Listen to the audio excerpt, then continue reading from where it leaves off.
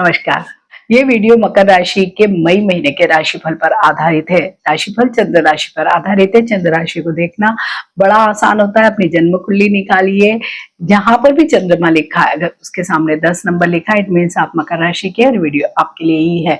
Video की शुरुआत में मैं ग्रह गोचरी अवस्था आपसे शेयर करूंगी, क्योंकि पूरे महीने का प्रेडिक्शन इन ग्रहों के गोचर पर ही निर्भर करता है। और जो मंथली राशिफल होता है वो बहुत इंपॉर्टेंट होता है, क्योंकि जो 4 मेजर स्टार्स जिनका गोचर की अवधि बहुत लंबी होती है, वो तो एज इट इज ही फल देंगे जितना उनका गोचर का समय है। लेकिन जो छोटे छोटे अवधि के जो गोचर के स्टार है, लाइक शुक्र, बुध, मंगल, सूर्य, चंद्र, ये जल्दी जल्दी एक एक महीने में ही दूसरी राशि में चले जाते हैं। और ये जो लंबी अवधि वाले जो स्टार है, इनके साथ कभी कंबाइंड होते हैं, कभी दृष्टि में आते हैं, मीन्स बहुत सारे कॉम्बिनेशन बनते हैं और उनके फलों को भी प्रभावित करते हैं। इसलिए मंथली राशिफल जरूर देखें और उसके अकॉर्डिंग ही अपने पूरे महीने को आप प्लान कर सकते हैं। और वो छोटा सा ही समय का जो भी गोचर की अवधि होती है, वो सचमुच ही बहुत वर्क करता है। तो सबसे पहले हम बात करेंगे सूर्य और बुध की, कि वो अभी मकर राशि के किस भाव में गोचर कर रहे हैं। तो सूर्य के साथ बुध का ज्यादातर गोचर एक समान ही होता है, एक ही टाइम में होता है। तो अभी दोनों ही आपके 4th हाउस में, यानी कि सुखों के भाव में गोचर कर रहे हैं। तो सूर्य का गोचर सुखों के भाव में ऐसे वृद्धि करा सकता है कि अगर कोई जगह पे आपका कुछ काम अटक रहा है, गवर्नमेंट एजेंसी से आपको सपोर्ट मिल सकता है, किसी बड़े प्रभावशाली व्यक्ति से आपको सपोर्ट मिल सकता है। तो टिल 15th यही सारी चीजें आपकी रहने वाली है। तो ये एक अच्छी स्थिति ही कही जा सकती है। लेकिन माता का स्वास्थ्य थोड़ा सा यहाँ पर मुझे प्रभावित होता दिखाई दे रहा है। लेकिन 15th के बाद जब सूर्य अगले भाव यानी कि 5th हाउस में चले जाएंगे, बहुत अच्छे रिजल्ट मिलेंगे आपको। वहां पर आपको संतान पक्ष से कोई बढ़िया सूचना मिल सकती है। स्टूडेंट्स का पढ़ाई में कंसंट्रेशन, फोकस बढ़ने वाली है। लेकिन जो लोग लव रिलेशनशिप में हैं, वहां पे वो अगर इगोइस्टिक नहीं होते हैं तो कोई प्रॉब्लम नहीं है। अदरवाइज उनके अपनी पर्सनल लाइफ में वो प्रॉब्लम क्रिएट कर सकते हैं। बस यही ध्यान आप लोगों को इस गोचर के दौरान रखना है। वहीं पे मंगल 11 तारीख तक तो 3rd हाउस में गोचर कर रहे हैं, फिर वो आ जाएंगे आपके 4th हाउस में, यानी कि सुखों के भाव में आने वाले हैं। तो मंगल का सुखों के भाव से बहुत गहरा संबंध है, क्योंकि जमीन, मकान, वाहन, सब चीजें किससे रिलेटेड है? मंगल से ही रिलेटेड है। तो आपकी 11 से लेके अगले महीने तक के जो 11-12 तारीख है, वहां तक सेम ही स्थितियां रहने वाली है कि अगर आप इस पर्टिकुलर मंथ में आप कुछ भी चीज खरीदना चाहते हैं, कोई वाहन खरीदना चाहते हैं, कोई जमीन खरीदना चाहते हैं, मकान बनाना चाहते हैं, आप सब लोगों के लिए बहुत अच्छा समय होगा। कोई गैजेट खरीदना चाहते हो तो भी बहुत अच्छा समय है।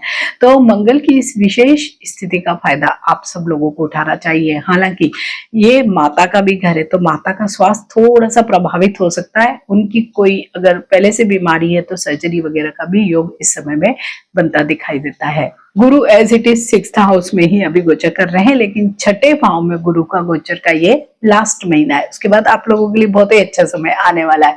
तो 6ठे भाव में गुरु का गोचर इन जनरल अच्छा नहीं होता है। तो मकर राशि वाले सभी लोगों ने शायद पूरे ही साल डाइजेस्टिव इश्यूज फेस किए होंगे, एसिडिटी, गैसेस, किसी को फैटी लिवर, कोई इंटेस्टाइन से रिलेटेड इश्यूज, मतलब कुछ न कुछ प्रॉब्लम आप लोगों को डाइजेशन से रिलेटेड रही होगी। मान सम्मान में थोड़ी सी कमी होती हुई आप लोगों ने भी देखी होगी। भले ही आपके शत्रु डायरेक्ट नहीं बने होंगे, लेकिन जैसे वर्क प्लेस पे होती है, कंस्पिरेसी होती है हमारे अगेंस्ट, या कोई कुछ छोटी छोटी चीजें कर रहा होता है, घर परिवार में महिलाओं के साथ भी होता है, बस वैसी ही स्थिति आपके गुरु की वजह से है। लेकिन ये लास्ट मंथ है। वहीं पे शुक्र तो अभी आपके 15 तारीख तक तो बहुत ही फेवरेट स्टार जैसे हम कह सकते हैं वही है, क्योंकि वो लव, रिलेशनशिप, संतान, शिक्षा सबके भाव में है। तो शिक्षा में यानी एजुकेशन में कोई खास मन आप लोगों का नहीं लग रहा होगा, लेकिन हाँ, लव रिलेशनशिप में एक बहुत ही बढ़िया टाइम आप लोगों का चल रहा होगा कि हाँ बहुत मजा हो रहा है, सब चीजें अच्छी चल रही है। ये आपका 15 तक चलेगा। संतान से संबंधित कोई शुभ सूचना भी आपको इस समय में मिल सकती है। जो लोग प्लान कर रहे हैं उनके लिए भी कुछ अच्छा पॉजिटिव रिजल्ट आ सकता है। लेकिन 15 के ही बाद वो आ जाएंगे 6th हाउस में। तो 6th हाउस में शुक्र बहुत बढ़िया रिजल्ट नहीं देते हैं। सबसे पहले तो वो कुछ जेनाइटल ऑर्गन्स वाले कुछ इश्यूज आपको दे सकते हैं। अपोजिट जेंडर से आपकी कुछ लड़ाई झगड़ा बदनामी इस तरीके की चीजें भी हो सकती है। तो ज्यादातर शुक्र का जो गोचर छठे भाव में होता है तो बहुत बढ़िया रिजल्ट नहीं मिलते हैं। तो 1 महीने का जो टाइम होगा 15 to 15 वो थोड़ा सा आपके लिए इस जगह पे कमजोर कहा जा सकता है। Shani as it is 3rd house में ही गोचर कर रहे हैं, ये इनकी फेवरेट जगह भी है, तो आपको शनि की वजह से तो ऐसे कोई प्रॉब्लम आ ही नहीं रही होगी। इनफैक्ट शनि के जो रिजल्ट्स हैं, क्योंकि अब वो नक्षत्र परिवर्तन करने वाले हैं, वो रेवती नक्षत्र में जाएंगे, रिजल्ट थोड़े से डिफरेंट होंगे। उसके लिए मैं एक डिटेल्ड वीडियो आपसे शेयर करने वाली हूँ, उसे जरूर देखिए। साथ ही बृहस्पति देव का भी जो राशि परिवर्तन होगा उसके लिए भी मैं एक डिटेल वीडियो शेयर करूंगी, उसे भी जरूर देखें। वहीं पे राहु 2nd हाउस में गोचर कर रहे हैं, तो कई बार ऐसी स्थितियां आ रही होगी कि अनावश्यक खर्च, दिखावे के लिए खर्च आपको करना पड़ रहा होगा। यानी राहु का काम क्या होता है, सडन गेन भी करवाना होता है हालांकि, लेकिन सडन लॉसेस, क्योंकि राहु का संबंध है दिखावे से, जो भ्रम फैलाना या मतलब अननेसेसरी कोई चीज को बढ़ाकर बताना। तो यहाँ पर थोड़ा सा अगर पैसे को पकड़ कर रखेंगे तो अच्छा रहेगा। रिश्ते ठीक ही चल रहे होंगे क्योंकि आप अभी डिप्लोमेटिक बने हुए होंगे परिवार में, या जो भी एक्सटेंडेड फैमिली है वहां पे, तो आप उन्हीं को अभी कंटिन्यू करने वाले हैं। केतु एट द हाउस में है, तो केतु थोड़ा सा आपको सिक्रेटिव इन नेचर बना रहा होगा, बहुत सारी चीजें आप छुपाते होंगे परिवार से, या ऐसे कई लीगल इश्यूज या ऐसे कई चीजें होती हैं जिनको छुपाने में ही भलाई होती, बस अभी आप वही काम कर रहे होंगे। अकल्ट में भी इंटरेस्ट आ रहा होगा, और अकल्ट भी एक छुपा हुआ ही एक सिस्टम है कि जहाँ पे बहुत सारी चीजें प्रकट में नहीं होती है, तो बस आपका भी वही समय है। लेकिन केतु भी अभी बहुत फॉर्म में है, तो उनकी वजह से आपको कोई नेगेटिव कोई भी रिजल्ट नहीं मिल रहे होंगे, इनफैक्ट पॉजिटिविटी ही मिल रही होगी।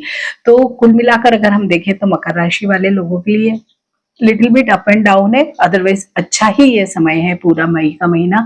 हाँ, जून का महीना डेफिनेटली मच मच बेटर होता चला जाएगा।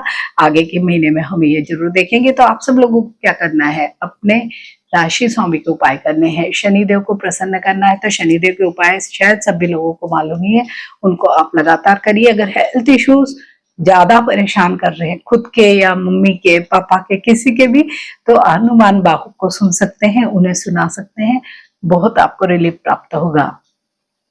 तो मकर राशि वाले सभी लोगों के लिए मई का महीना बहुत शानदार रहे, इन्हीं शुभकामनाओं के साथ नमस्कार।